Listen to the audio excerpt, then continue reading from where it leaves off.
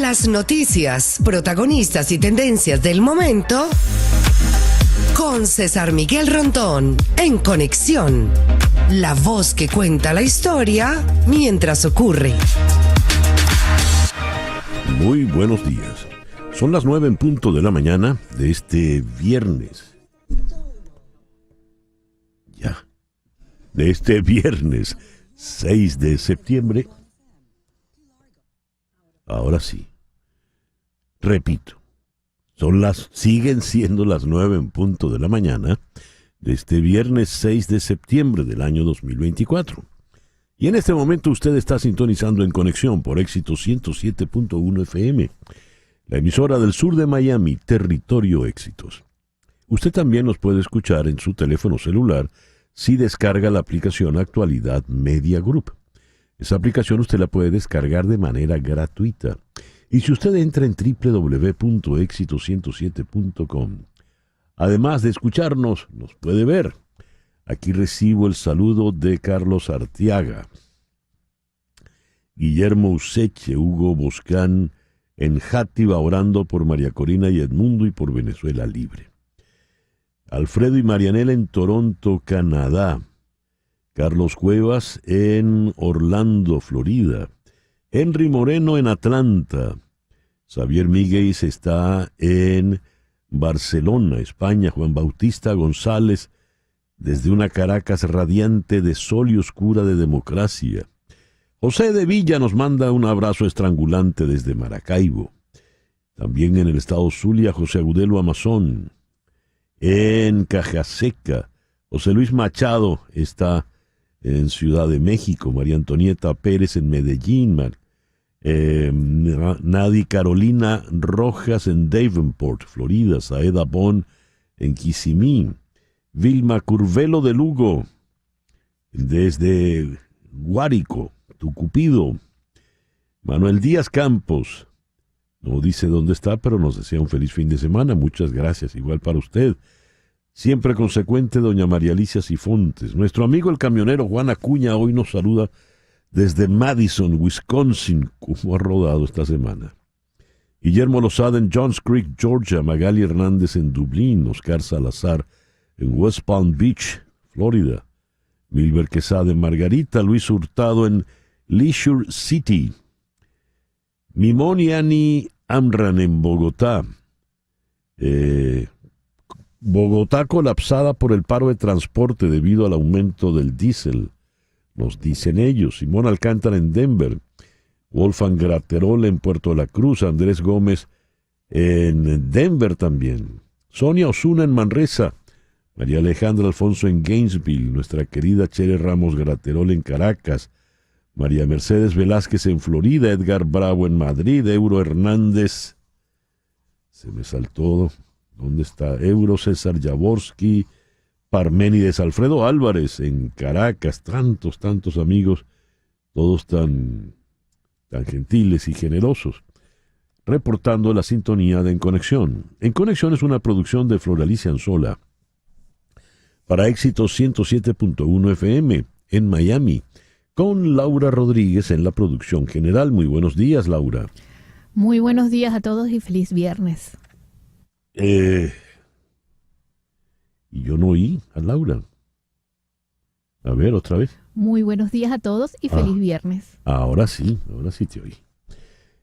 En Madrid, en la producción informativa, Mariel Sofía Rodríguez. Buenos días, Mariel Sofía. Muy buenos días y feliz viernes para todos. Jesús Carreño en la edición y montaje, Carlos Prato en los controles. Buenos días, Carlos. Muy buenos días. Y ante el micrófono, quien tiene el gusto de hablarles, César Miguel Rondón. Hoy es el día de San Eleuterio de Spoleto, San Zacarías, profeta, San Onesíforo, San Cañoalto de Laón, San Magno de Fusen y Santa Vega de Cumberland. En fin, en el calendario astrológico de Enrico Mariani, tenemos para el día de hoy, repite la luna creciente en Libra, luna de paz, de armonía, de equilibrio, luna de reconciliaciones, luna para armonizar. Y a partir de la 1:18 de esta madrugada, la madrugada de mañana, esa luna entrará en Escorpio y creciente en Escorpio va a permanecer durante todo el fin de semana. La luna de Escorpio es la luna de lo oculto, de lo misterioso, es la luna donde hay que esconder todo, ¿verdad? Es la luna de lo esotérico, la luna de los espías, de los conspiradores. Y es también la luna para renunciar, la luna para arrancar de raíz todo aquello que no sirve. El día de hoy, luna creciente en Libra, sol en Virgo. Así es este viernes 6 de septiembre del año 2024. Hoy es el día de la concienciación sobre el daltonismo. El daltonismo, también conocido como deficiencia de la percepción del color, es un trastorno visual que afecta la capacidad de una persona para distinguir ciertos colores. A menudo se asocia con una dificultad para percibir el rojo y el verde, aunque las variaciones pueden incluir problemas con el azul y el amarillo. Es también el Día Mundial de la Medicina Estética. Es el Día Mundial de las Aves Playeras, aquí en Miami abundan. Y es el Día Internacional del Sexo Oral. En fin. Claro. Sí, es el 6 y el 9. Hoy es el día 6 del mes 9. En fin. El programa que hemos preparado para este día 6 del mes 9. Vamos a comenzar con la señora María Constanza Cipriani. Ella es la esposa del abogado Perkins Rocha. Con ella vamos a conversar, pues, para enterarnos de lo que sabe de Perkins y la situación en la que se encuentra toda la familia una vez que Perkins Rocha, asesor legal de María Corina Machado y de 20 Venezuela, fue secuestrado por el SEBIN. Luego vamos a conversar en Washington con el periodista Rafael Salido. El debate, tan esperado debate entre Kamala Harris y Donald Trump será el próximo martes. Con Rafael conversaremos sobre las características que tendrá este debate y todas las expectativas que ha levantado. Luego, en Bilbao, vamos a conversar con la politóloga Carmen Beatriz Fernández. Ella es profesora en la Universidad de Navarra. Con ella vamos a adelantar la situación que se vive políticamente en Venezuela con el cuadro represivo que ha desatado la dictadura y ese afán de Maduro de ufanarse, de ser el represor, porque ha insistido en que va a poner más criminales, como él los llama, presos.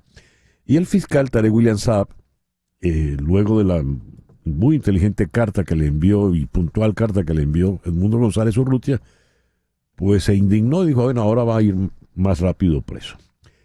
Aquí en Miami vamos a conversar con el doctor Rafael Peñalver. Él es abogado y analista político. Con el caso del 6 de enero del 2021, Donald Trump se declara no culpable. Pues bien, hoy la jueza debe decidir qué partes de la acusación deben ser anuladas en virtud de la sentencia del Tribunal Supremo. Veremos las variantes que puede tener este juicio. Y vamos a conversar también con la abogada Reina Baiz Villafranca. Ella es especializada en ciencias penales criminológicas. Es activista feminista y defensora de los derechos humanos de las mujeres. Con ella vamos a tocar dos casos realmente escabrosos de violencia contra las mujeres. El caso de la atleta africana Rebecca Cheptegei, quien luego de haber competido recientemente en las Olimpiadas de París, llegó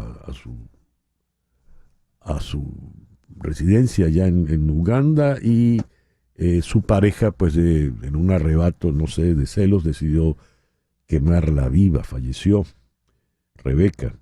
Y el caso de la señora Gisèle Pelicot, de 71 años, en Francia, quien durante 10 años fue repetidamente sedada, anestesiada por su marido, que luego la sometía a violaciones por múltiples individuos. Un caso de un escabroso subido que tiene conmovida toda la comunidad, a Francia y a toda Europa. Y en Caracas vamos a cerrar con María Cristina Santoro, nuestra querida Coquito Santoro, periodista especializada en el tema del fútbol. Luego de la goleada de ayer que sufrió Venezuela ante Bolivia 4-0, ¿cómo queda el empinado camino rumbo al Mundial 2026? El foro de hoy, ¿cómo saber si padezco de apego? ¿Cómo saber si padezco de dependencia emocional de una persona? Eso es un caso delicado que hay que evaluar. Pues bien, esto lo vamos a abordar con la psicóloga Diana Jiménez en Madrid y con la psicóloga Manuelita Pérez Méndez en Buenos Aires. Ese es el programa que hemos preparado para el día de hoy, 6 de septiembre del 2024.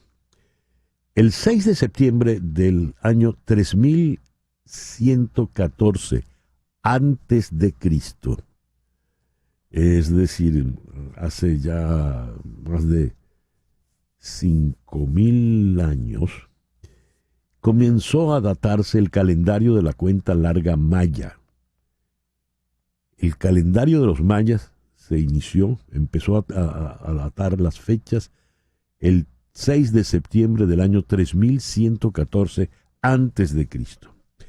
El 6 de septiembre de 1492, Cristóbal Colón llegó a La Gomera, el último puerto antes de emprender la travesía en el Océano Atlántico, hasta llegar al 12 de octubre, al descubrimiento de América en la isla de Guanananí. El 6 de septiembre de 1522, la expedición española que capitaneó Fernando de Magallanes regresa a España. De los 5 buques que zarparon, solo regresó el Vitoria y estaba al mando del segundo oficial de a bordo, que fue el que completó la circunnavegación, Juan Sebastián Elcano, el navegante español. Fue la primera expedición que circunnavegó la Tierra. El 6 de septiembre del 1620, desde Plymouth, en Inglaterra, un grupo de peregrinos parten en el Mayflower para asentarse en Norteamérica, y son los mismos que luego establecerían el Día de Acción de Gracias. El 6 de septiembre de 1815, Simón Bolívar escribe la Carta de Jamaica. El 6 de septiembre de 1901, el presidente William McKinley recibe un disparo del anarquista Leon Solkost mientras visitaba la Exposición Panamericana en Nueva York. Falleció días después. El 6 de septiembre de 1925 nació en Roma el gran Andrea Camilleri, el autor de Salvo, el creador de Salvo Montalbano. Falleció en el 2019 a los 94 años. El 6 de septiembre de 1941, en el marco del Holocausto judío, en la Alemania nazi se establece la obligación de vestir la estrella de David con la palabra judío inscrita. Se extiende a todos los judíos a partir de los 6 años de edad en todas las zonas ocupadas por los alemanes. El 6 de septiembre de 1979 llega a Buenos Aires la Comisión Interamericana de Derechos Humanos para investigar más de 30.000 casos de desaparecidos en apenas 3 años por la Junta Militar que presidió Jorge Rafael Videla. El 6 de septiembre de 1983 en Chile se desatan protestas contra los 10 años del régimen de Augusto Pinochet. Por las protestas de ese día fallecen 11 personas, 25 quedan heridos, 200 detenidos. El 6 de septiembre de 1991, en Rusia, Mikhail Gorbachev reconoce la independencia de las repúblicas bálticas, a saber, Estonia, Lituania y Letonia. El mismo día, el mismo año, San Petersburgo recupera por fin su nombre. Desde el 1924 se llamaba Leningrado. El 6 de septiembre de 1997 se realiza en Londres el funeral por la princesa Diana de Gales. Se estima que asistió 1 millón de personas. El 6 de septiembre de 1998 falleció a los 88 años el gran Akira Kurosawa, uno de los grandes directores de todos los tiempos. 6 de septiembre del año 2022 en el Reino Unido. La reina Isabel nombra a Liz Truss como primer ministro. Fue su 15º nombramiento de primer ministro durante su reinado, y fue la última, porque la reina Isabel fallecería 2 días más tarde. El 6 de septiembre de 1791 se estrena la ópera La Clemenza di Tito de Wolfgang Amadeus Mozart. El 6 de septiembre de 1912 nació Miguel Ángel Eugenio Zacarías Valdés, mejor conocido como el gran Miguelito Valdés. Por algo le decían Mr. Babalú al gran Miguelito Valdés.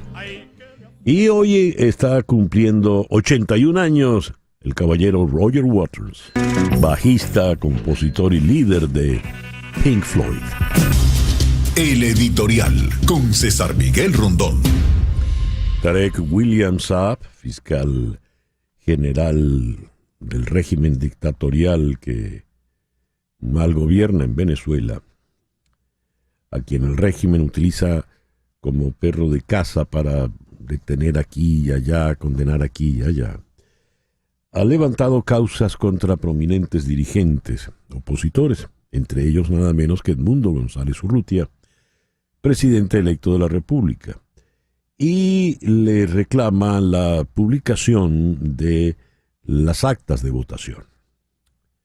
Pues bien, al paso ha salido María Corina Machado, diciéndole: no señor, el señor González Urrutia no publicó las actas, fui yo, la responsabilidad es mía. ¿Y por qué lo publicó?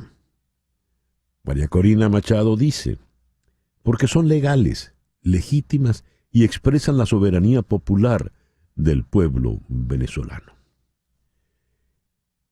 María Corina Machado escribió en la red X: el proceso de defensa del voto, recolección, digitalización de las actas, no solo es un derecho constitucional, sino una hazaña ciudadana épica que hoy reconoce y admira el mundo entero. Los documentos se recabaron a través de más de 1 millón de voluntarios, que permitieron que en 24 horas el mundo entero tuviera las evidencias de la estruendosa derrota de Nicolás Maduro, por lo que González Urrutia es el presidente electo de Venezuela. Lo sabe Maduro, lo sabe el CNE, lo saben los jueces y lo saben los miembros de la Fuerza Armada Nacional. Los ciudadanos militares y los policías tienen un deber constitucional que deben cumplir. Punto. Y finaliza María Corina Machado con una sentencia contundente. La Fiscalía es un brazo de la persecución y el terrorismo de Estado en Venezuela. La designación y desempeño de su portavoz no solo es ilegítima, es una vergüenza que la historia juzgará.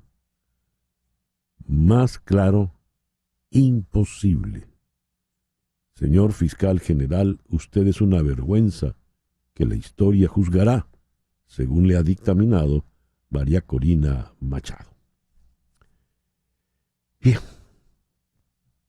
A todas estas, insiste Saab en la detención de Edmundo González Urrutia.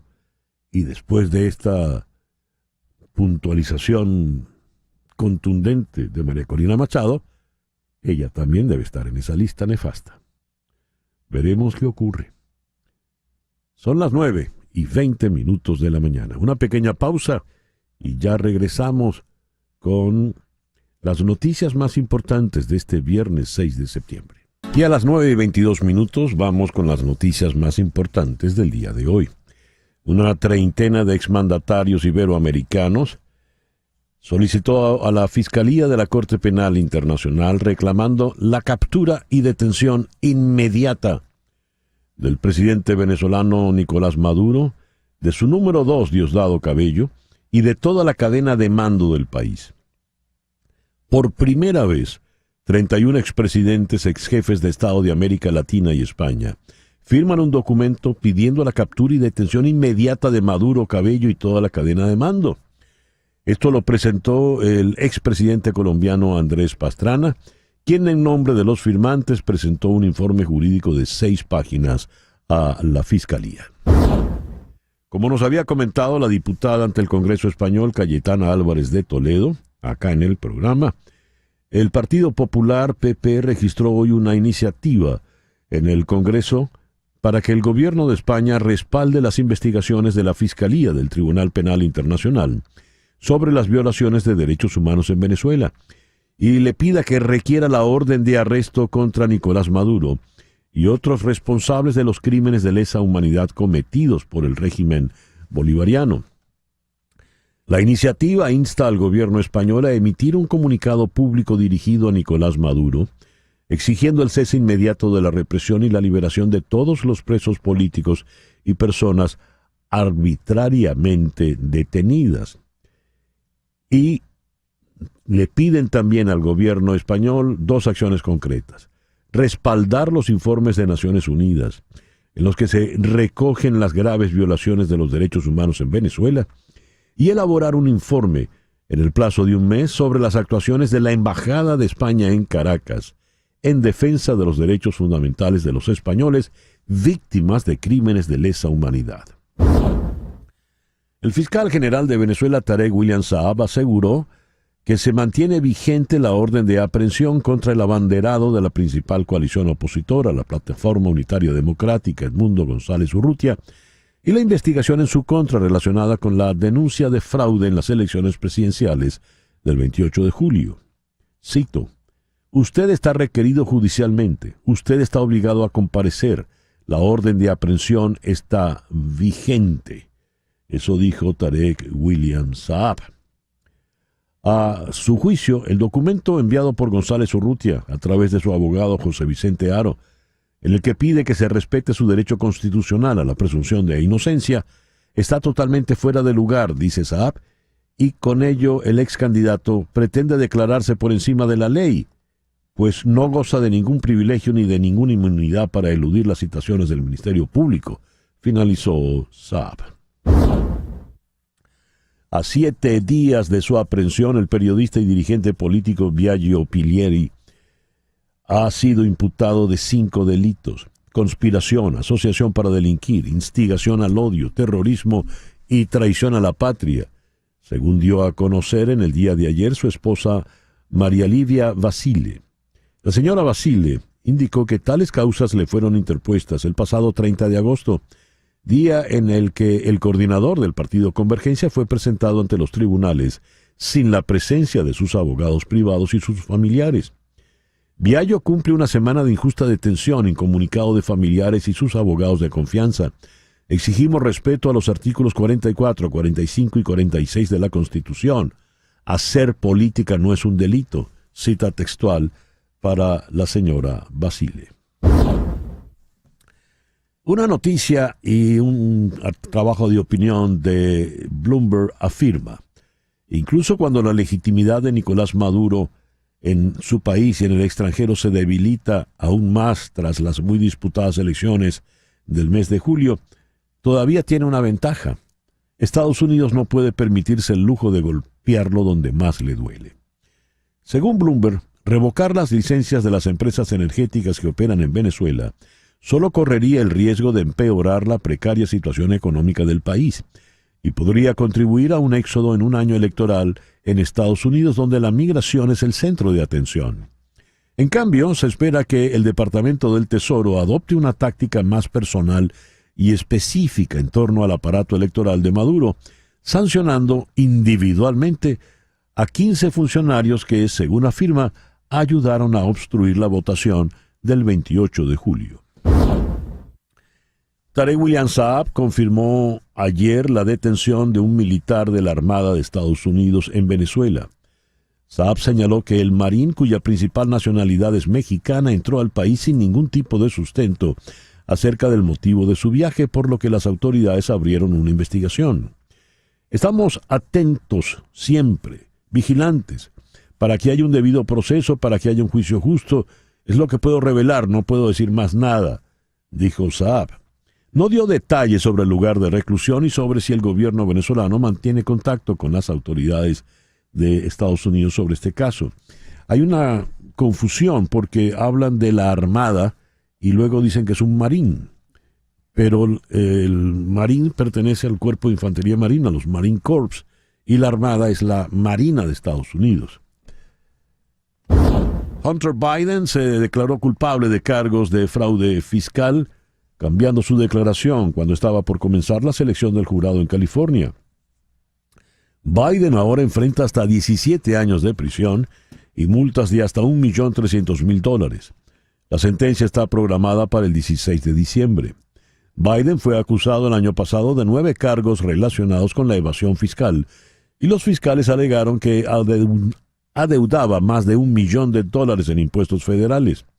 Los fiscales dicen que contó las visitas a clubes de striptease, el alquiler y la matrícula de los niños como gastos comerciales, entre otros elementos. Este caso es independiente de la condena de Biden por delitos graves relacionados con armas, cuya sentencia está prevista para el 13 de noviembre. El expresidente Donald Trump dijo durante un discurso en el día de ayer que, de ser elegido, su administración crearía una comisión de eficiencia gubernamental inspirada por Elon Musk que auditaría las agencias estadounidenses. Trump respaldó la idea presentada por primera vez por el multimillonario hace semanas ante un grupo de académicos y líderes empresariales de alto perfil en el Club Económico de Nueva York. Musk dijo que esta comisión tendría como objetivo examinar cómo las agencias gastan el dinero y eliminar el gasto, entre comillas, insensible. Crearé una comisión de eficiencia gubernamental encargada de realizar una auditoría financiera y de desempeño integral del gobierno federal y hacer recomendaciones para reformas drásticas, dijo textualmente Donald Trump. También dijo que haría de Estados Unidos la capital mundial de las criptomonedas y Bitcoin. Una frase que recibió el aplauso de la audiencia. Trump también dijo que la nación debería tener un fondo soberano creado con los ingresos generados por sus propuestas arancelarias. Las ganancias, dijo Trump, podrían usarse para pagar la deuda. Musk le propuso la idea a Trump el mes pasado durante una entrevista que realizó con el expresidente en la cadena X. En Francia, el veterano conservador Michel Barnier asumió el cargo de primer ministro casi 2 meses después de que las elecciones anticipadas en Francia terminaran en un punto muerto. Dijo que Francia ha llegado a un momento grave y lo afronta con humildad. Todas las fuerzas políticas tendrán que ser respetadas y escuchadas, y me refiero a todas. El presidente Emmanuel Macron nombró al ex negociador jefe del Brexit de la Unión Europea, poniendo así fin a semanas de conversaciones con partidos políticos y candidatos potenciales. Barnier, de 73 años, llegó a la residencia del primer ministro en el Hotel Matignon de París anoche, reemplazando a Gabriel Attal, el primer ministro más joven de Francia, que ha estado en el cargo durante los últimos 8 meses. Y Estados Unidos plantea imponer controles a las exportaciones de tecnologías críticas en su último esfuerzo por reunir aliados contra los avances de China y otros adversarios. Las reglas apuntan a computadoras y componentes cuánticos, herramientas avanzadas de fabricación de chips, una tecnología de semiconductores de vanguardia llamada Gate-All-Around, y varios componentes y software relacionados con metales y aleaciones metálicas, según el Departamento de Comercio. China expresó hoy su firme oposición a las nuevas restricciones anunciadas por el Departamento de Comercio, que afectarán las exportaciones de tecnología clave, como los semiconductores. La portavoz del Ministerio de Exteriores chino denunció en rueda de prensa que estas medidas perjudican la cooperación tecnológica y comercial entre ambos países.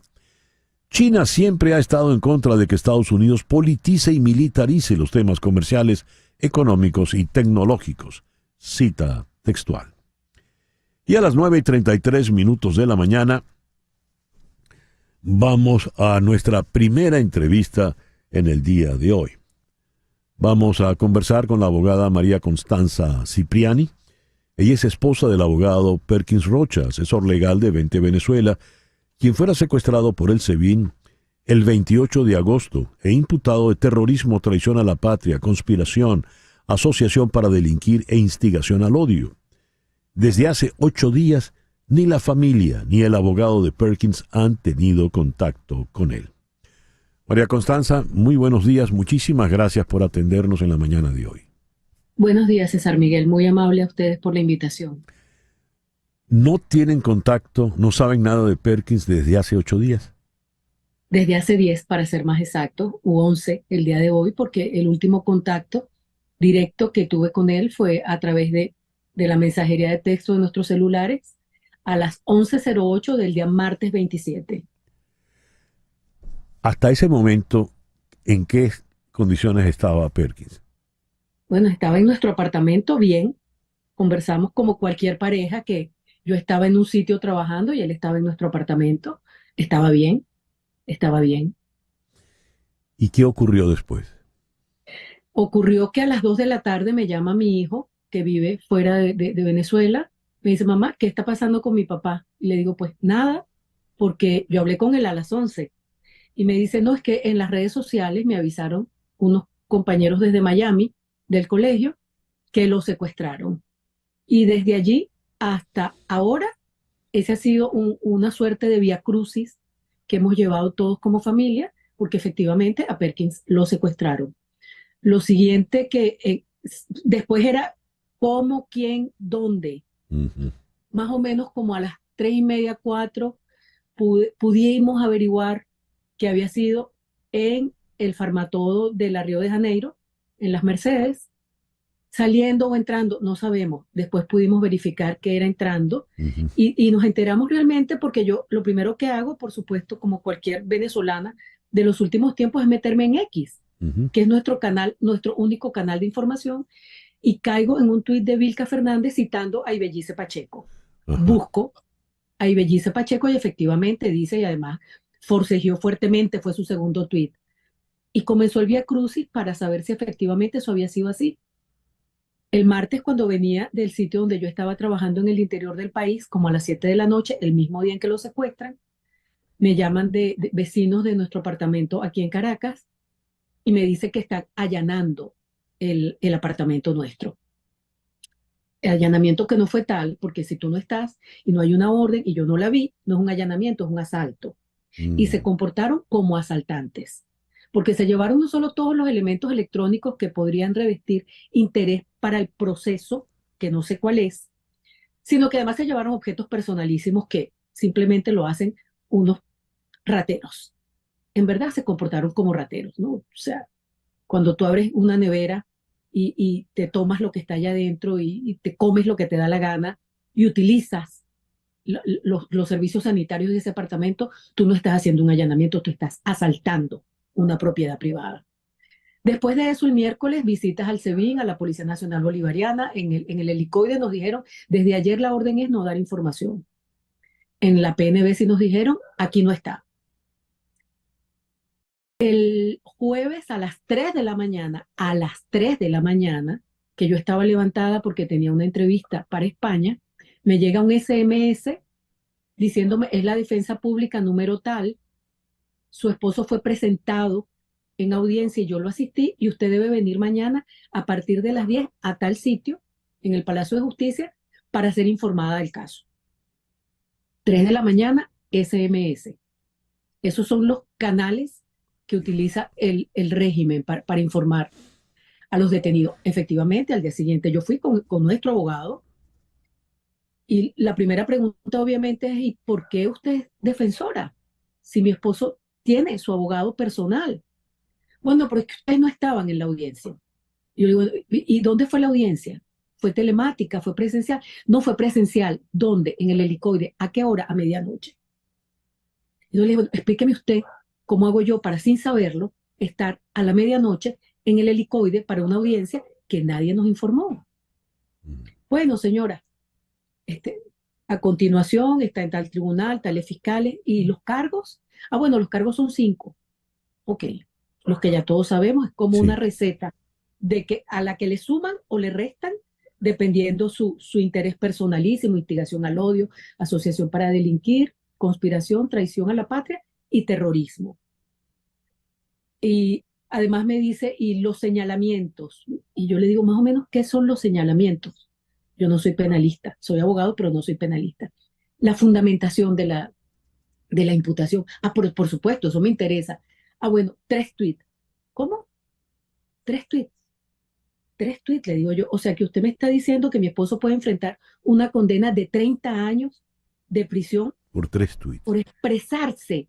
por expresarse libremente en una red social, que además es un derecho constitucional, el derecho a la libertad de expresión. Me dijo sí.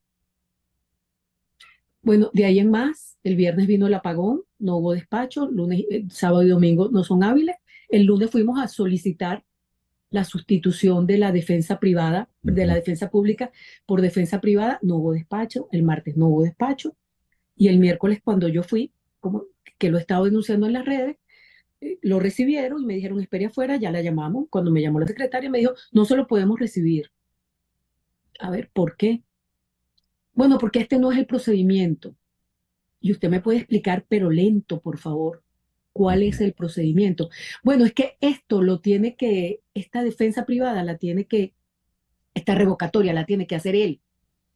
Y entonces yo le digo, porque bueno, yo soy abogado, pero primero en esto soy esposa. Y le digo, pero usted no sabe que él está preso. ¿Cómo va a hacer esto?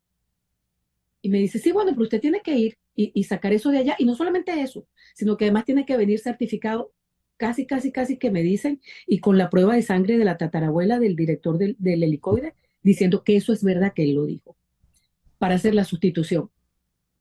Se violó el Código Orgánico Procesal Penal que dice que la esposa puede solicitar la revocatoria de la defensa pública para tener una defensa privada. Y doy el detalle porque ya en el SEBIN me habían dicho la primera vez que fui a llevar comida a él, que yo tengo que creer que los que lo secuestraron, que dicen que está ahí. Pero hasta que yo no lo vea, mi esposo está en desaparición forzada. Me habían dicho, no, por lo menos 25 días hasta que usted pueda verlo. A ver, ¿y por qué? Si la Constitución dice que usted no puede prohibirle a un detenido, no puede mantenerlo en aislamiento, privado de su familia y de su abogado de confianza, porque está en fase de adaptación. Caray. ¿Y qué es eso? ¿A qué tiene que adaptarse? Adaptación, pero explíquemelo. No hay respuesta. Dios. María Constanza, el estado de salud de Perkins, ¿cuál es? Él está sano, como yo siempre digo, pero tiene una condición médica que ciertamente ni se nos había pasado por la cabeza denunciarla, porque yo que quiero creer todavía que hay un mínimo de dignidad, de coherencia y de bonomía en las personas, yo tiendo a creerle a la gente. Y me habían dicho, su esposo está bien, me dijo la defensa pública. Bueno, si aquí me dicen que mi esposo está bien, pues debe ser que está bien. Todo lo bien que puede estar alguien que está privado de su libertad y aislado de su familia y de su abogado de confianza. Pero no me preocupaba físicamente. Pero resulta que el sábado, por 3 medios distintos, de manera absolutamente casual, el viernes, me llega la información de que él fue fuertemente golpeado para cuando lo fueron a asaltar. Entonces, lo primero que hicieron, me dice una persona que estaba literalmente a las puertas del Farmatodo, viendo todo, como decimos aquí, en primera fila. Y aquí hago un paréntesis para acotar que en un país donde todos somos reporteros digitales, porque todos tenemos un smartphone, Farmatodo tiene cámaras por todos lados, lógicamente, no hay una sola grabación de su secuestro. No puede ser. Ni una. Todo lo que yo tengo es información de 3 personas que en distintos puntos de esa farmacia lograron verlo, y una casualmente me dijo, yo estaba en la caja pagando y escucho la algarabía. Y no entiendo. Y entonces lo que veo son como 10 hombres, todos de negro, guantes negros, pasamontañas, que están forcejeando con alguien que está saliendo en la puerta. Lo primero que hicieron, me dice otra persona que estaba en el estacionamiento, fue que lo abrazaron en la parte superior como para Ujú, taparle la cara, mientras otros lo abrazaban por las otras partes del cuerpo. O sea, yo ujú, diría que mi esposo, que mide 1,79 m y 1,80 m, pero me dicen que los que estaban allí medían 1,80 m plus. ujú. O sea, y además eran muchos. Sí, Él se lanza en el piso tratando de evitar que se lo lleven. Y entonces por el cuello lo arrastran por el estacionamiento de Farmatodo hasta que logran montarle la mitad del cuerpo en una camioneta y le quedaron las piernas afuera y él lo que hacía era patalear para que no se lo llevaran. Y bueno, me dice ahí alguien que estaba en el estacionamiento que recibió muchos golpes Dios. en ese forcejeo con los cuerpos de seguridad. Finalmente se lo lleva en retroceso porque alguien atravesó un carro para que no pudieran huir hacia adelante. Hay valientes todavía en este país.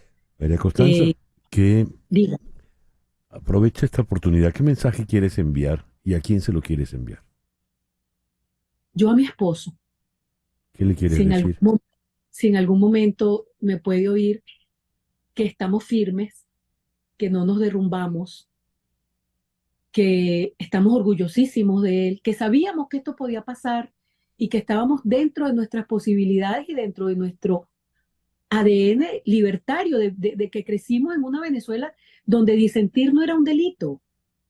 Estamos acostumbrados a eso, nosotros crecimos así, formamos a nuestros hijos así. Para mí es un impacto, yo tengo estudios avanzados en libertad de expresión de la Universidad Católica y para mí fue tan impactante que me dijera que mi esposo podía estar condenado a 30 años de presidio por ejercer su derecho a la libertad de expresión, que es un derecho humano fundamental de primera generación, reconocido desde hace muchos Sí. años.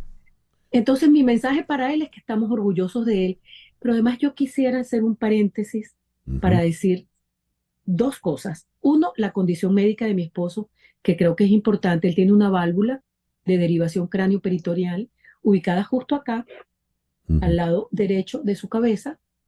Eso es un drenaje del líquido cefalorraquídeo, dicho en criollo. Cualquier golpe en la cabeza o en el estómago donde deriva el catéter puede poner en riesgo severo su salud. Y el otro mensaje es que, bueno, que en este momento mirar para un lado no es una opción. Yo Ujú. creo que todos debemos hacer fuerza para que las ilegalidades y los atropellos sean denunciados, porque en definitiva, hoy es Perkins, pero antes de Perkins fueron Sí. 1.500. Yo espero que no sean tantos más, pero hacerse a un lado no puede ser una opción, no puede ser una opción. Cuenta con nosotros, María Constanza, para todo lo que sea necesario, desde lo que se pueda hacer por aquí. Y Gracias. te agradezco inmensamente que nos hayas atendido y nos hayas dicho todo este testimonio tan sentido y tan duro, tan horrible, ¿no? Gracias. Gracias a ti. Que tengas muy buenos días. Tú también, María Constanza. Gracias. María Constanza Cipriani es la esposa de Perkins Rocha. Son las 9:47 de la mañana. Una pequeña pausa y ya regresamos en conexión. Entre los candidatos presidenciales, demócrata y republicano, Kamala Harris y Donald Trump, respectivamente. ¿Qué características tendrá formalmente ese debate? Vamos a consultarlo con el periodista Rafael Salido en Washington. Rafael, muy buenos días. Muchísimas gracias por atendernos. Gracias, San Miguel. Gracias por la invitación. Rafael, ¿qué destacas? ¿Qué características fundamentales tendrá este debate entre ellos dos? La principal en estos momentos es que se va a celebrar. Ha estado en la Ujú. cuerda floja durante semanas, además con un extraño baile de propuestas y contrapropuestas entre ambas campañas. En un principio este era el único que estaba ya atado desde antes de que el presidente Biden decidiera retirarse de la campaña. Este ya estaba agendado, Ujú. pero con el cambio de la nominación demócrata a Kamala Harris, pues se volvió a negociar. Finalmente ya se ha anunciado que han acordado las normas, que han discrepado en los últimos días, que ahí la campaña de Kamala Harris ha querido hacer algún cambio, pero al final no va a ser. También Donald Trump se ha quejado mucho de que es solamente un debate y que es en una cadena que le es hostil, cosa de la que no hay constancia. Pero bueno, en cualquier caso, efectivamente, el martes que viene en Filadelfia, finalmente habrá un debate. Es una ocasión excepcional para Kamala Harris para darse a conocer aún más. Hay que recordar que ya no tiene un perfil nacional muy pronunciado, aunque estuvo en el Senado, no fue tanto tiempo. Y después lleva 4 años de vicepresidencia, pero la vicepresidencia en este país no es que te dé precisamente mucha visibilidad. Por contra, pues tenemos a un Donald Trump del que realmente se espera más que nada que a lo mejor profundice en las ideas que viene esgrimiendo en los últimos días. Se le está acusando de que su campaña tiene muchas promesas que son contradictorias y que en ningún caso está fundamentada después en un programa serio, en una forma de llevarlas a cabo. Ha estado zigzagueando, por ejemplo, en el tema del aborto, en tema de derechos reproductivos, que ahora promete que su administración cubriría los gastos. Lo último está siendo cuidados médicos, cuidados de los niños, childcare sobre todo, pero realmente nunca ha elaborado. Entonces podría ser su ocasión para elaborar y acallar bocas. Pero en ese sentido, realmente la sensación es que Trump tiene poco que ganar en este debate porque ya tiene una base muy firme. Y Kamala Harris es quien tendría a lo mejor más que ganar, también más que perder si no consigue ofrecer una propuesta que resulte atractiva, si ya no consigue posicionarse como una persona presidenciable. ¿Sería un todo o nada en este caso para ella? Tanto no creo, pero nunca se sabe. De hecho, el último debate que vimos en este país precisamente fue, como tú bien has descrito, un todo o nada. Para el presidente Biden fue tal el desastre que difícilmente, que le llevó a cancelar su nominación, su campaña. Sí. En este caso, realmente, al fin quedan todavía 2 meses de campaña. Cualquier traspiés pudiera arreglarse.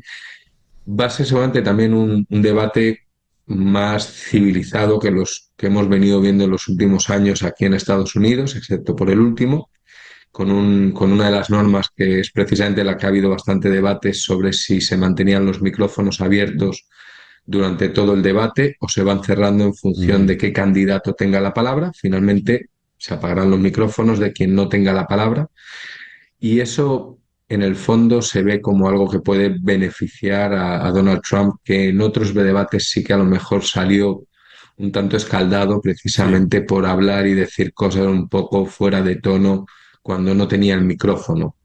Y curiosamente, aunque esa es una propuesta que él era muy contrario a ella inicialmente, porque claramente cercena su forma de ser, su forma de presentarse de cara al público, le dio muy buen resultado en el pasado debate contra Biden, en el cual estuvo de testigo viendo cómo Biden se hundía por sí solo y él no tuvo ni siquiera que ensuciarse las manos, y en ese sentido salió con una cierta imagen ganada. Entonces, no creo que vaya a ser a todo o nada todavía, queda mucho, pero sí que puede ser, pues por ejemplo, puede servir para darle un nuevo empujón a Kamala Harris, que podría ser definitivo, o podría servir un poco también para callar y calmar un poco el excitement, la ilusión que ha generado su campaña, que está obteniendo cifras de seguimiento nunca vistas, de recaudación de fondos, ha triplicado el Partido Republicano en el último mes. Todo eso también podría venirse un poco abajo después del debate si ella da una muestra. Pero de momento parece que está consiguiendo manejar bastante bien su imagen en ese sentido. Bueno, veremos qué ocurre el martes 10. Rafael, muchísimas gracias por atendernos en la mañana de hoy. Muchísimas gracias a vosotros, un placer. Rafael Salido, desde Washington. Vamos ahora a Bilbao. Allí en Bilbao está la profesora Carmen Beatriz Fernández, profesora en la Universidad de Navarra, consultora y profesora de comunicación pública. Venezuela enfrenta una escalada violenta por parte del régimen. Maduro adelanta que vendrán más detenciones. El fiscal insiste en volver a citar a Edmundo González Urrutia. María Corina Machado asume responsabilidad de la publicación en la página web de las actas. ¿A qué nos estamos enfrentando, Carmen Beatriz? Buenos días, gracias por atendernos. Buenas tardes por allá, al otro lado del océano. Buenos días, César Miguel, encantada de estar con ustedes, como siempre. Sí, bueno, nos enfrentamos a días muy oscuros, ¿no? O sea, tenemos un régimen que está asustado, tiene miedo y en su primitivismo tratan de amortizar su propio temor aterrando. Yo creo que eso es lo que estamos viendo, ¿no? Una sociedad que ha visto o que tiene en consenso una certeza, y la certeza es que Maduro perdió la elección, y perdió la elección considerablemente, ¿no? Entonces, ante esa certeza y ante el conocimiento de que la verdad existe, no solo existe, sino que todos la conocen, o sea, esas 30.000 mesas de las que cada una emitió un acta, implica mínimo 200.000 personas allí viviéndolo en vivo, implica al menos 100.000 miembros de las Fuerzas Armadas en vivo, viéndolo todo, oficiales y suboficiales, más unos 500.000 testigos directos. O sea, tú tienes 1 millón de personas que vieron con sus propios ojos lo que ocurrió.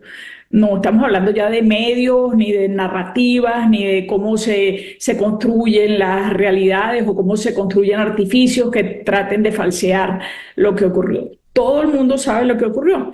Y eso implica quedar al desnudo respecto al soporte popular, y eso no es cualquier cosa. Entonces, tienes a esta nomenclatura, digamos, que se atrinchera, que hace cosas como este enroque del gabinete, donde entra al gabinete un personaje tan temido como Diosdado Cabello, que básicamente tiene como rol mandar un mensaje atemorizante a la sociedad, pero por otro lado también oficializar, digamos, la jerarquía de la represión. Creo que eso es lo que significa esa entrada al gabinete. Entonces, esa es la situación, ¿no? O sea, es un régimen que perdió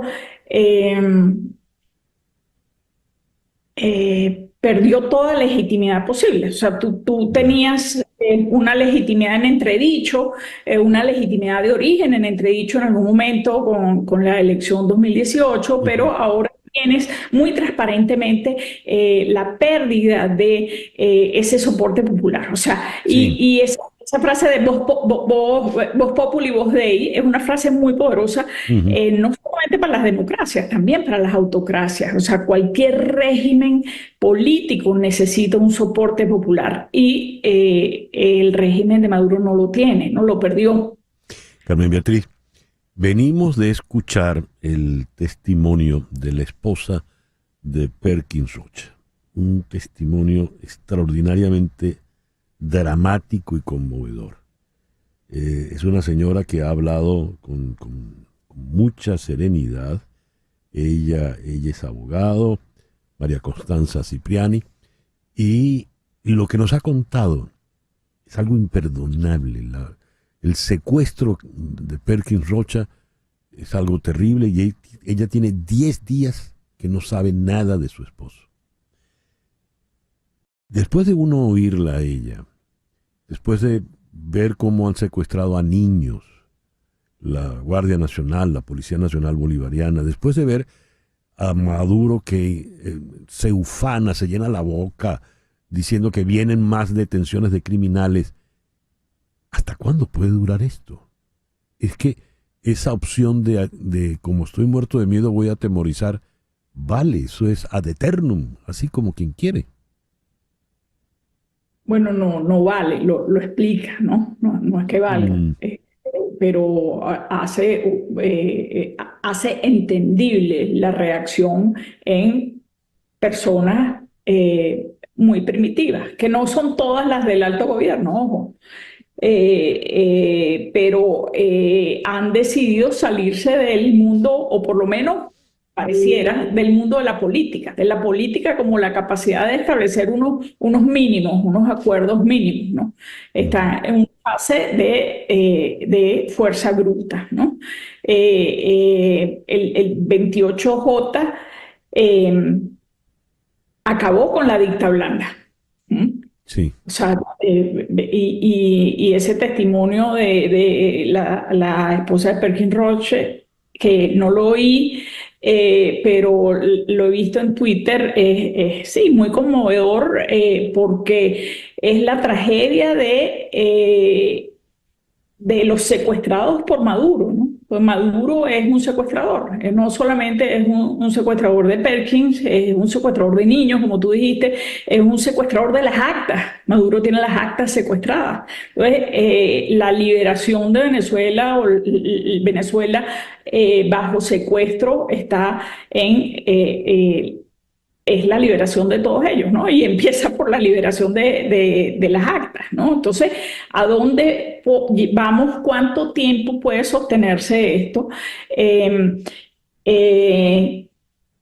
¿Cuánto tiempo van a estar insistiendo Lula, Petro, en que Maduro le atienda el teléfono, ¿no? O sea, ¿por qué no les atiende el teléfono a Maduro? Básicamente porque tiene una decisión tomada, ¿no? Uh-huh. Ahora, y básicamente porque sabe qué es lo que le van a plantear y no quiere escuchar esa opción, ¿no? Ahora, ¿puede Maduro cambiar de opinión?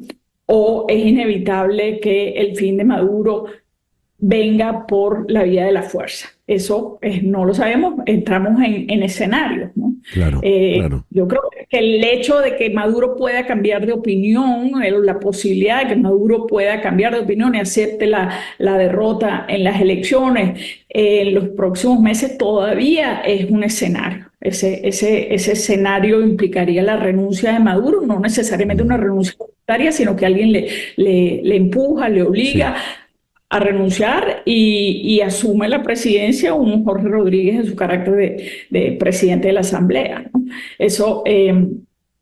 Eso implicaría una transición conducida por Jorge Rodríguez y una Asamblea Nacional redactando una ley de amnistía. Ese es un escenario menos malo. El escenario alternativo de eso es un escenario, o podría haber dos escenarios distintos. Un escenario de conflicto militar que nunca es bueno, porque esas cosas son profundamente inestables. Y otro, un escenario caótico. Un escenario caótico donde la dictadura intenta estabilizarse, pero que es muy difícil a la vista de esta desnudez de soporte público que tiene, ¿no? Entonces, sí. Entonces, sí, termina la idea. No, que yo creo que esas son las tres posibilidades, ¿no? ¿Cuánto tiempo puede durar esto? O sea, yo creo que muy probablemente los 4 meses que tenemos por delante hasta enero van a ser muy complicados, muy conflictivos y muy rudos desde el punto de vista de derechos humanos y de esta venganza de la nomenclatura por haber perdido la elección, ¿no? Hoy acabo de leer que acaban de introducir los expresidentes un petitorio ante la Haya. Pero bueno, es un poco la petición de acelerar procesos, pero que al final tampoco lo resuelven, ¿no? Porque no hay posibilidad real de una intervención internacional, no hay un policía del mundo. Entonces, bueno, son elementos que le agregan una presión internacional a a Maduro, pero que tampoco son definitivos, ¿no? Carmen Beatriz, muchísimas gracias por estos minutos en la mañana de hoy. A ustedes. Carmen Beatriz Fernández es profesora en la Universidad de Navarra. Nos habló desde la ciudad de Bilbao. Una pequeña pausa y ya venimos con nuestro foro. La dependencia emocional. ¿Cómo saber si padezco de apego? Dependencia emocional de una persona. ¿Qué es la dependencia emocional? No suena como algo positivo. Es algo muy negativo.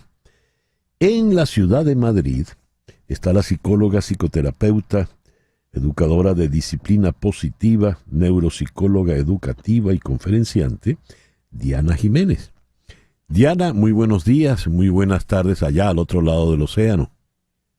Buenos días, buenas tardes, encantada, César. Y de este lado del océano, pero lejos, lejos, allá en la zona austral, en la ciudad de Buenos Aires, está la psicóloga clínica Manuelita Pérez Méndez. Manuelita, muy buenos días, muchas gracias por atendernos. Buenos días, César Miguel, buenos días, Diana, gracias a ustedes. ¿Qué es dependencia emocional, Diana?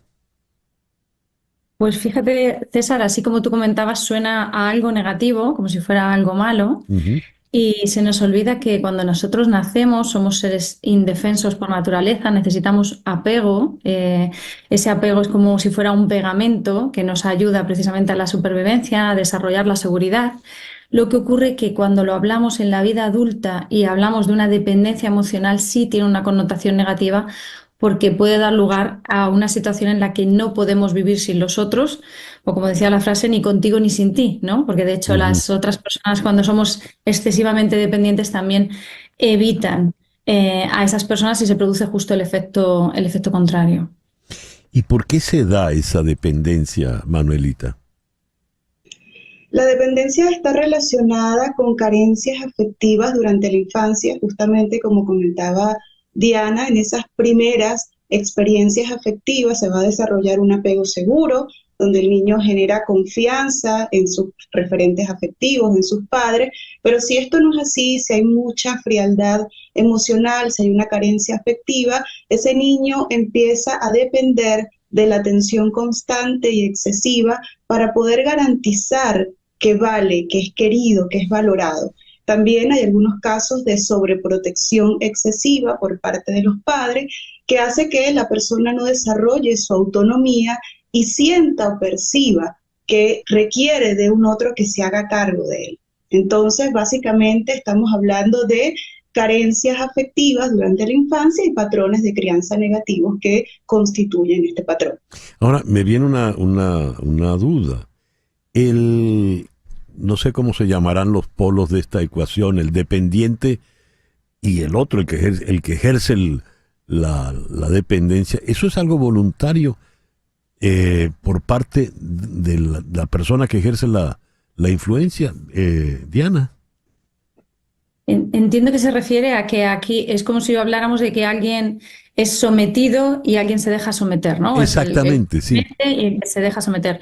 Bueno, esto va a depender del tipo de relación de que dos personas se encuentren, porque puede ser que haya una persona que tenga esa necesidad de dependencia, además, como dice Manuelita, suele venir de una infancia donde quizá los padres puede ser que hayan sido sobreprotectores o igualmente haya habido abandono. En cualquiera de los dos casos puede dar lugar a que en la vida adulta uno esté buscando a alguien que le muestre todo el tiempo que le quiere, que se siente bien. Entonces, si encuentras la horma de tu zapato, es decir, encuentras otra persona que se siente bien queriendo, pues aparentemente no habría problema. Ahora sería una relación difícil, donde uno estaría buscando continuamente más y otro tendría que dar y nunca sería suficiente. Pero seguramente, y Manuelita estará de acuerdo, habrá parejas donde, bueno, más o menos así subsistan, que no sea la situación ideal.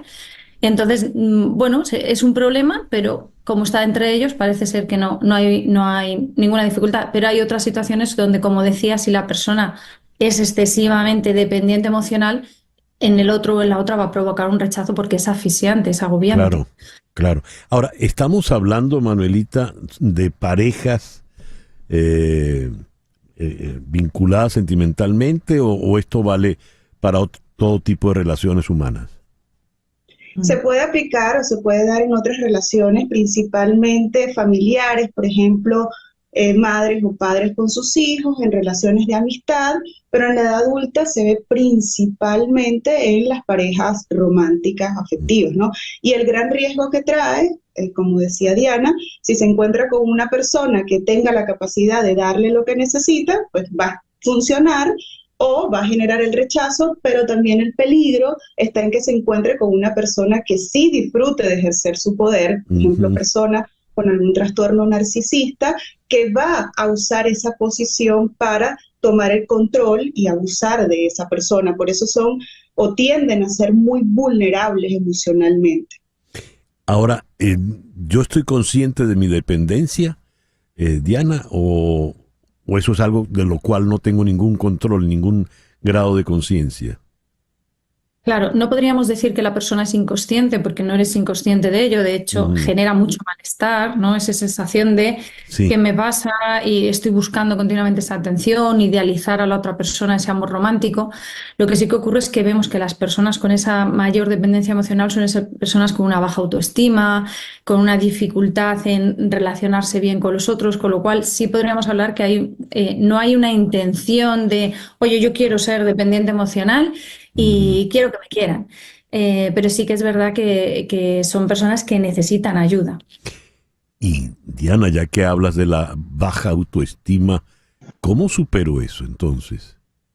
Bueno, pues según el caso, con ayuda profesional, ¿no? Entonces, hablamos que en la mayoría de los casos, como ha dicho Manuelita, viene de la infancia, con lo cual ya tenemos un patrón adquirido desde bien pequeños, cambiar esos hábitos o esas maneras de entender el mundo. Nosotros desde la psicología alderiana decimos que desde pequeñitos nos ponemos unas gafas con las que vamos viendo el mundo, que el mundo no es como es, sino como nosotros somos. Entonces, según las respuestas que nos hayamos dado, así vamos por la vida. Entonces, cambiar esos patrones es difícil. Hay personas que mientras les funcionan no cambian nada, pero puede haber un momento de la vida donde uno hace un clic y se da cuenta que la balanza donde estaba la ganancia, la pérdida se descompensa y uno se da cuenta que está teniendo mucho sufrimiento y ahí pide ayuda. Manuelita, hablaste del narcisista que ejerce el control, el poder sobre la persona que depende. Y la relación siempre es está en minusvalía el que depende del otro. ¿No se invierten esos valores? No, en general por eso la persona dependiente tiene una alta vulnerabilidad. En este caso, si se encuentra con una persona que va a ejercer su poder, el dependiente va a estar en una situación de desventaja, ¿ok? Porque lo que va a generar es que se va a someter. Son personas que tienden a la sumisión, a incluso abandonarse a sí mismos. Y esto es el caldo de cultivo perfecto para una relación de abuso y de poder. Por ejemplo, con una persona con un trastorno narcisista. ¿Esto se da desde un primer momento en una relación, Diana, o se va generando progresivamente? Bueno, normalmente se suele aparecer después. Yo siempre digo que cuando uno se enamora, lo que suele enseñar es el piso piloto. Entonces uno muestra lo mejor que uno tiene. Te quiero cortejar y quiero engancharte. Entonces uno ahí no dice, mira, a mí por la noche me gusta tumbarme en el sofá y ver la tele y no hablar con nadie. No, lo que dice es, vamos al cine, salgamos, querámonos. Puede haber pistas, ¿no? Cada día además tenemos más información sobre ello, pero normalmente cuando uno entra en una relación o hablamos de amor romántico, aunque también Manuelita hablaba que puede ser esa dependencia con respecto a uno de los padres o que el padre lo ejerza y no permita soltar ese cordón umbilical, ¿no? Cortar ese vínculo, pero cuando es en el amor romántico, pues normalmente esos meses de enamoramiento hace que uno se le nuble la vista, todo lo que ve será maravilloso. Y sea con el paso del tiempo cuando uno se pueda dar cuenta. El piso piloto sería lo que aquí llamamos el apartamento modelo. Donde, me gusta, me lo apunto. Donde te lleva el vendedor para que veas solo maravillas. Exacto. Muy bien, muy interesante. El tiempo se nos ha venido encima. Manuelita, te voy a dejar entonces la palabra para concluir. ¿Cómo superamos esa dependencia? En principio, trabajando la autonomía. Son personas que necesitan aprender a conocerse a sí mismas porque no han tenido la oportunidad de desarrollar esa autoconfianza, esa seguridad. luego aprendiendo a estar solos. Por eso es un proceso que lleva tiempo, a conocer sus propios intereses, quiénes son, también pidiendo ayuda a nivel terapéutico, y también los grupos terapéuticos ayudan bastante en esta dependencia que funciona básicamente como una adicción desde el punto de vista emocional, solo que no es una sustancia, sino una persona. Y la información, el poder hablar y pedir ayuda es la base para poder empezar a trabajar sobre estos aspectos, construir una mejor relación consigo mismo y con los demás. Ya. Muchísimas gracias por estos minutos tan interesantes y amenos. Manuelita Pérez Méndez, quien recién habló, allá en Buenos Aires. Muchísimas gracias, Manuelita. Siempre a la orden. Gracias, César. Y en Madrid, Diana Jiménez. Muchísimas gracias, Diana, por habernos acompañado. Placer, Manuelita y César. Gracias. Gracias. Un placer, Diana. Hasta luego. ¿El perrito dónde está? ¿En Madrid o en Buenos Aires? En Buenos Aires. Muy bien, muchísimas gracias. El reloj indica 10:20 de la mañana. Una pequeña pausa y ya regresamos en Conexión por Éxito 107.1 FM en Miami. 107.1 FM. Son las 10:24 de la mañana. Anota este número telefónico: 305-468-0044. 305-468-0044. Ese es el número de María Trina Burgos. María Trina Burgos es tu abogada de inmigración venezolana. Tiene más de 25 años de experiencia trabajando casos de inmigración en Estados Unidos y está licenciada para trabajar los casos de inmigración en los 50 estados de la Unión y en Puerto Rico. Por eso, independientemente de dónde te encuentres, ella podrá atender tu caso. En la red X la vas a encontrar como @abogadaburgos y en el Instagram María Trina Burgos. Te repito el número: 305-468-0044. 305-468-0044 de María Trina Burgos, tu abogada venezolana de inmigración. 10:25. Donald Trump se declaró no culpable de los cargos presentados en su contra en la nueva acusación por el caso del asalto al Capitolio en enero del 2021 y sus intentos por revertir los resultados en las elecciones presidenciales del año anterior. ¿Qué viene ahora? ¿Qué es lo que debe decidir la jueza que lleva adelante este caso y cuál puede ser la estrategia del fiscal especial, Jack Smith? Consultemos con una voz por demás autorizada como la del doctor Rafael Peñalver, abogado aquí en Miami. Rafael, muy buenos días. Muchísimas gracias por atendernos. César, buenos días. Y ayer fue un día muy complicado, diríamos, para tanto el presidente Biden como para el expresidente Trump. Y como bien decía, se presentaron los cargos, no que sean nuevos cargos, son los mismos cargos que se habían presentado el año anterior, de interferencia, tratar de evitar el traspaso pacífico del poder.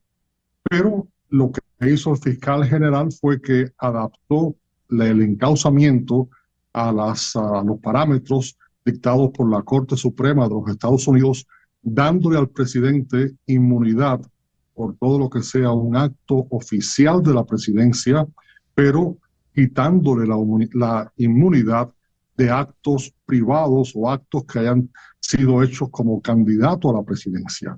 Así que el fiscal Jack Smith revisó el encauzamiento del año pasado, le quitó todos los elementos que pudieran ser considerados como actos oficiales y volvió a presentar el encauzamiento. Como bien dijiste, el expresidente Trump se declaró no culpable de todos los cargos de los que se le acusa. ¿Qué viene ahora, Rafael? Pues ahora viene la juez tiene que revisar el encauzamiento para estar segura de que efectivamente cumpla con los parámetros de la Corte Suprema, que en el encauzamiento no haya ningún elemento que se pueda considerar como un acto oficial y la juez le ha dado a las dos partes hasta el día 26 de septiembre para que presenten un escrito y ahí comenzará un proceso de evidencia, de presentar evidencia que fortifique, que demuestre que lo que dice el encauzamiento es efectivamente cierto. Y ahí es donde viene el peligro para Donald Trump, porque cuando se presente la evidencia, pues va a demostrar, según la fiscalía, de todos los actos. No es un juicio, fíjate, no es que sea el juicio vendrá mucho más adelante, pero la evidencia para apoyar el encauzamiento se va a presentar ahora, justamente antes de las elecciones. Y eso puede ser muy dañino para Donald Trump. ¿Por qué? Pensando en el hecho electoral, ¿por qué puede ser dañino, Rafael? Pues se va a demostrar, según la fiscalía, efectivamente de que Trump utilizó su poder para tratar de presionar a los oficiales estatales para que cambiaran el voto de los estados de ellos, los estados de Georgia, una llamada que está hasta grabada, en los estados de Wisconsin y de Michigan, donde él convocó a los jefes de las legislaturas de esos estados a la Casa Blanca y les pidió que convocaran una sesión especial de sus legislaturas para cambiar el voto de los votantes de esos estados. Después, el llamado a Washington a esa convocatoria que terminó con el asalto al Capitolio para tratar de parar la certificación de la elección de Joe Biden. Y por último, quizás lo más dañino, el testimonio que el vicepresidente de Donald Trump, el vicepresidente Pence, pues dio al gran jurado, que hasta ahora eso se ha mantenido en secreto, pero ahí se va a abrir todas las conversaciones que tuvo Trump con Mike Pence, pidiéndole que actuara en una forma inconstitucional para mantenerlo a él en el poder. Comentaste al principio que ayer fue un día congestionado, tanto para Donald Trump como para el presidente Biden. Hablemos ahora del presidente Biden, Rafael. Pues no es específicamente del presidente Biden, pero sí de su hijo. El hijo sorprendió a todos, Hunter Biden, cuando comenzó el juicio. Ya se estaban escogiendo los miembros del jurado y el abogado de él se levantó y dijo que él quería adoptar lo que se llama un Adler Motion. El Adler Motion se utiliza cuando tú ves que la fiscalía tiene tanta evidencia en contra tuya que te va a salir mejor admitir mantener tu inocencia. Tú mantienes tu inocencia, pero admites que no puedes competir contra la evidencia que tiene la fiscalía en contra tuya. Él trató de salirse por esa vía y los fiscales le dijeron no aceptamos esa salida donde tú te mantengas como inocente, aunque aceptes la evidencia que tenemos en contra tuya. Exigieron los fiscales entonces que si él quería irse por esa vía y evitar un juicio, tenía que declararse culpable. Y lo hizo. Uno por uno de los cargos, de los 9 cargos, se declaró culpable. Y eso lo expone a posiblemente hasta encarcelamiento por varios años. Y la gran pregunta que todos nos hacemos es, ¿por qué se hizo eso? Se hizo eso para evitar un juicio que podía hacer revelaciones quizás que afectaran al presidente Biden, porque este juicio era por falta de declarar ingresos y no haber pagado impuestos sobre esos ingresos. Y esos ingresos vienen de compañías en que él actuaba como director en el extranjero, que le pagaban cientos de miles de dólares. Y la pregunta es, ¿por qué le pagaban a él esos dineros si él no tenía conocimiento en esas áreas? Por ejemplo, en la compañía Varisa de Ucrania, le pagaban cientos de miles de dólares para que fuera director de una compañía petrolera, que él no tenía conocimiento alguno de ese campo. Entonces, al él declararse culpable ayer, pues se evita el juicio en donde quizás, y aquí estoy especulando, donde quizás hubiera salido a través de testigos algún tipo de relación entre Biden y su padre. Te digo, estoy especulando y no me gusta hacerlo, pero es que no encuentro otra razón para que esta persona se haya declarado culpable sin tener... Cuando tú te declaras culpable, tú casi siempre negocias con la fiscalía y te declaras culpable a cambio de que te reduzcan la penalidad. Pero aquí ni siquiera hubo conversación con la fiscalía. Él se declaró culpable para evitar que se llevara a cabo un juicio. Y él dice que lo hizo para evitarle a la familia de él otro mal rato como el que tuvieron hace 2 meses cuando fue el juicio sobre las armas, que él compró un arma sin haber informado que él había estado adicto a la droga anteriormente. Pero yo encuentro todo bastante extraño. Ya lo veo. Rafael, muchísimas gracias por atendernos en la mañana de hoy. Muchas gracias, siempre es un gusto. Gracias, Rafael Peñalver, abogado aquí en la ciudad de Miami. 10:34. 2 nuevos casos de violencia machista estremecen al mundo. La atleta olímpica, la ugandesa Rebecca Cheptegei, quien recién estuvo en las Olimpiadas de París, fue quemada viva por su exnovio en Uganda y fallece, por supuesto. Y el caso de la francesa Gisèle Pelicot, de 71 años, quien fue drogada durante 10 años por su marido para que fuese violada por decenas de hombres contactados en Internet. 51 de esos hombres están en juicio allá en Francia. Vamos a tocar estos temas con Rebeca Baiz Villafranca. Rebeca es abogada, es especializada en ciencias penales criminológicas, tiene un máster internacional en victimología y feminicidio, es activista feminista y defensora de derechos humanos de las mujeres, es conferencista y moderadora. Reina, muy buenos días, muchísimas gracias por atendernos en la mañana de hoy. Muy buenos días. Mientras se activa el fideo, quiero agradecer por este espacio y la oportunidad de estar compartiendo con ustedes. Muchísimas gracias por esta invitación.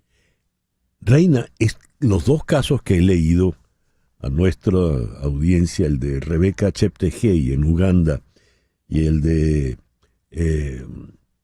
Gisèle Pelicot en Francia, son casos extremos.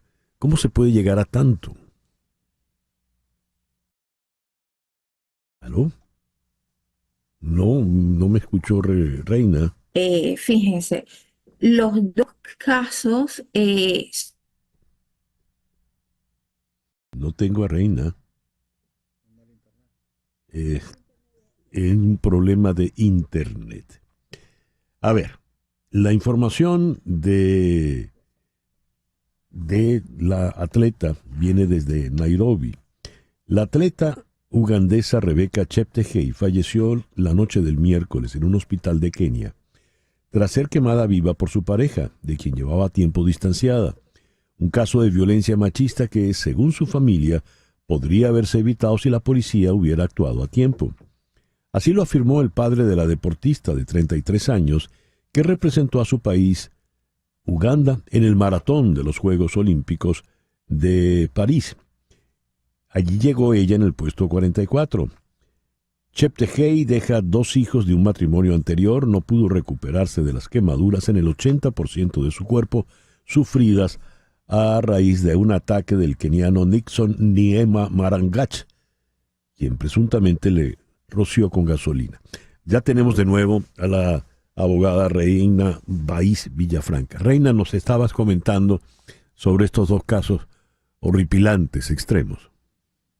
Sí, primero que los 2 están relacionados porque evidentemente son consecuencias del sistema patriarcal en el que vivimos y que afecta a las niñas y mujeres a nivel mundial, en el que se oprimen, discriminan y subyugan a la mujer. Y una de estas consecuencias del sistema es que se instrumentaliza y se cosifica el cuerpo de las mujeres. Por ello, en el primer caso, en el de Rebeca, la expareja termina matándola porque la considera como su propiedad, como suya, y que puede disponer de ella. Asimismo ocurre en el de Giselle, que en el caso de Giselle, el esposo con el que convivió 50 años en una relación de matrimonio, la cosificaba sexualmente, considerándola como un objeto que era para el placer de otras personas. Entonces, una de las características de esta cosificación es que le arrebatan la dignidad humana. Por eso son formas también extremas de violencia. En la primera, en el caso de Rebeca, el femicidio es la forma más extrema porque implica la pérdida de la vida de la mujer. Ujú. Pero antes de llegar al femicidio, existen otras formas de violencia que seguramente estuvieron presentes, pero que no fueron identificadas oportunamente y que se podía haber prevenido este final aberrante y trágico. En el caso de Giselle, Ujú. los delitos sexuales son los más aberrantes por digamos, no solamente en este caso la continuidad, o sea, fueron más sino de acuerdo a los artículos, fueron 9 años. 9 años hubo sometimiento y esa sumisión a través de pastillas para dormir, y todo esto agrava no solamente la pena, sino también digamos, demuestra que todavía la violencia es una realidad que afecta a millones de niñas, adolescentes y mujeres a nivel mundial. Reina, en el caso francés de Giselle Pelicot, ella no tenía idea de lo que estaba ocurriendo, porque siempre estaba dopada por el marido. Es decir, ella no caía en cuenta de que el marido la drogaba, la dopaba. Sí, exactamente, porque había una sumisión química, pero digamos a través de las pastillas que él, digamos, seguramente se las colocaba en el alimento o en lo que tomaba, y ella tenía, para que nosotras entendamos, el nivel de confianza para tomar el agua o el jugo o digamos, lo que el esposo le iba a dar, porque eran 50 años de casado, y de esos 50 años, 9 años fue sometida a estas terribles agresiones sexuales, como consecuencia de toda esta cosificación. Ella en esos 9 años estaba entonces persuadida de que su matrimonio estaba funcionando a la perfección. De hecho, en los artículos de prensa señala que ella pensaba que tenía una relación matrimonial, o sea, aunque no era lineal, es decir, había sus altos y bajos, ella no identificaba antes ninguna situación de violencia. Sin embargo, cuando fue llamada por los funcionarios, por el funcionario policial, y le muestran las evidencias, entre ellas fotos, porque todo fue sistematizado por este señor en su computadora. Entonces las evidencias están allí. De hecho, en las imágenes, en las fotos, se refiere que ella parece inerte como consecuencia de esa sumisión química. Dios. ¿Y este señor cobraba? ¿Cuál era aparte de la perversión terrible que supone, pero de qué más se le puede acusar a este individuo? Fíjate que cuando estamos frente a la explotación sexual no es solamente cobrar, digamos, remuneración económica, sino a veces servicios o cualquier otro favores, pero hasta ahorita lo que hemos observado es que no refieren eso en los artículos o en lo que ha salido hasta ahora publicado, sino que son agresiones sexuales, y de acuerdo al dicho de los agresores, señalan que era como que, digamos, como que se ofrecía esta pareja para como que tener, de acuerdo a los artículos, o sea, lo publicado, cómo tener estos encuentros. De acuerdo al dicho de ellos, o sea, y ojo con esto, de acuerdo al dicho de ellos, ellos pensaban que digamos que era una pareja liberal, pero digamos no tenían en cuenta que esta persona, ella estaba inerte, ella no estaba consciente. Sí, bueno, Reina, muchísimas gracias se cayó la llamada. Reina Baiz Villafranca es abogada especialista en ciencias penales criminológicas, tiene un máster internacional en victimología y feminicidio. Es defensora de derechos humanos de las mujeres. Increíble estos dos casos, terribles realmente. Son las 10:44 de la mañana, una pequeña pausa y ya regresamos en Conexión por Éxitos 107.1 FM en Miami. Miguel Rondón está en Conexión por Éxitos 107.1 FM. Esta noche a las 9 en TVV Network, Luis Olavarrieta entrevistará a Sonja Smith en su programa Sin Filtro. A las 9 en TVV Network, Luis Olavarrieta y Sonja Smith, Sin Filtro. Y todos los días, de lunes a viernes, a las 8 de la noche, en vivo, Carla Angola con La Última, por TVV Network. Dios, qué goleada. 4-0 ante Bolivia. ¿Qué pasó en el día de ayer? Vamos a Caracas, allí está nuestra comentarista de fútbol, María Cristina Santoro, nuestra querida Coquito. Coquito, ¿cómo estás? Buenos días. Buenos días, César. Bueno, estamos con Guayabo, como decimos, Sí. luego justamente de ese resultado. ¿Qué pasó? Mira, yo creo que se mezclaron varias cosas. Evidentemente el tema de la altura, en una decisión de Bolivia de reforzar esa ventaja de jugar en la altura, de irse al alto.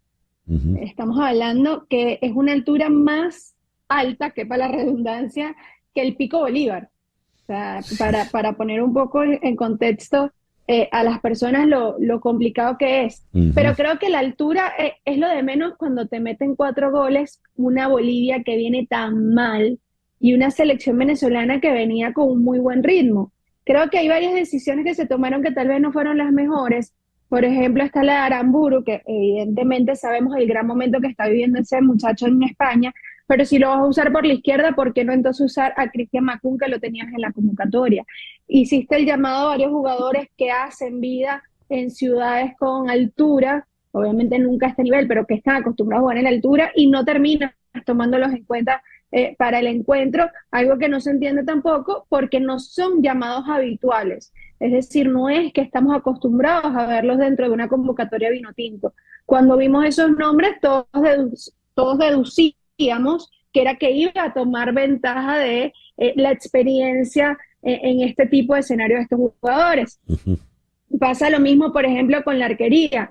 Es cierto que el momento de Rafa Romo de Ecuador es espectacular, sin contar todo lo que ha mostrado en la selección, pero Alain Baroja juega en el alto, juega en el club Always Ready, que hace vida en el alto, juega en ese estadio todos los fines de semana.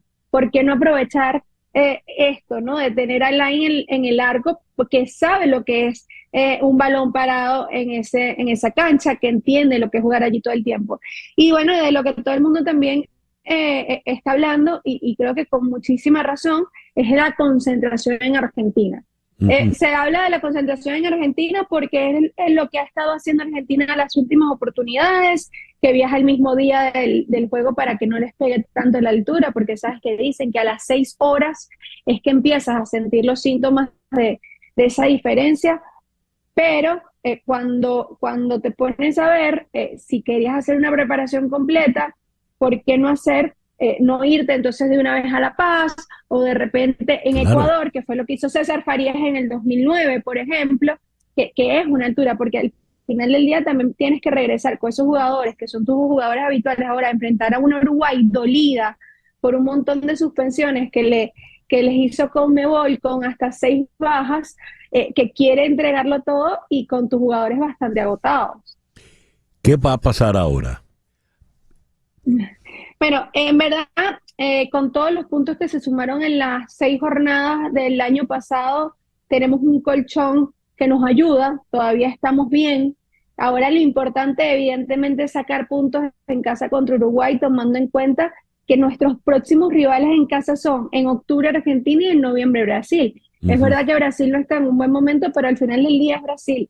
Y uno nunca puede subestimar a la canariña. Y Argentina, bueno, lo vimos ayer una vez más, hizo lo que quiso con Chile, sin Messi además en cancha, cada vez vemos que hay más jugadores que se convierten en protagonistas, entonces creo que ahorita lo que viene es como sea conseguir esos 3 puntos ante Uruguay.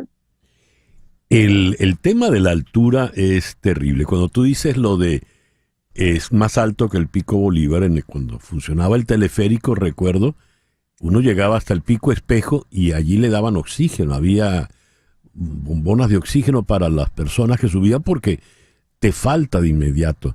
Y lo lógico es ir antes para uno aclimatarse a la altura. Le pasa a uno cuando va a Quito, por ejemplo, o a la misma ciudad de Bogotá, que uno tiene que quedarse tranquilo durante un rato, unas cuantas horas, un par de días, para que la sangre pueda aclimatarse. Evidentemente hicieron la estrategia equivocada, ¿no? En fin. Fíjate, una sola vez ganamos en La Paz, que es más bajo, y fue por eso, justamente eso. César Farías, que hizo, estuvo durante un mes trabajando un equipo alternativo, una selección alternativa con jugadores locales de la Liga Fútbol, que se los prestaban los equipos de lunes a jueves para ir justamente a Mérida a hacer trabajos de cámara hiperbárica, de cámaras de oxígenos, y luego estuvo 2 semanas en Quito y terminó rindiendo porque se mete el gol y después es correr, porque allí la táctica futbolística realmente a esa altura no te ayuda del todo, por muy buen futbolista que seas y muy buen estratega que seas, es que el oxígeno te falta y lo que tienes es que aguantar corriendo los 90 minutos prácticamente. Evidentemente. Dios mío. Coquito, muchas gracias por atendernos en la mañana de hoy, pero mantengamos la fe, ¿no? Claro que sí, mantenemos la fe porque todavía tenemos muchas chances de llegar a ese mundial. Muy bien, más no tengo fe, Coquito, tengo fe. Gracias. Tenemos fechados. María Cristina Santoro, nuestra querida Coquito Santoro. Siempre haces unos análisis tan acertados, tan pertinentes. Son las 10:55 de la mañana. Y con la dona móvil nos vamos por el día de hoy. En Conexión fue una producción de Floralicia Anzola para Éxito 107.1 FM, con Laura Rodríguez en la producción general, Mariel Sofía Rodríguez en la producción informativa, Jesús Carreño en la edición y montaje, Carlos Prato en los controles, y ante el micrófono, quien tuvo el gusto de hablarles, César Miguel Rondón.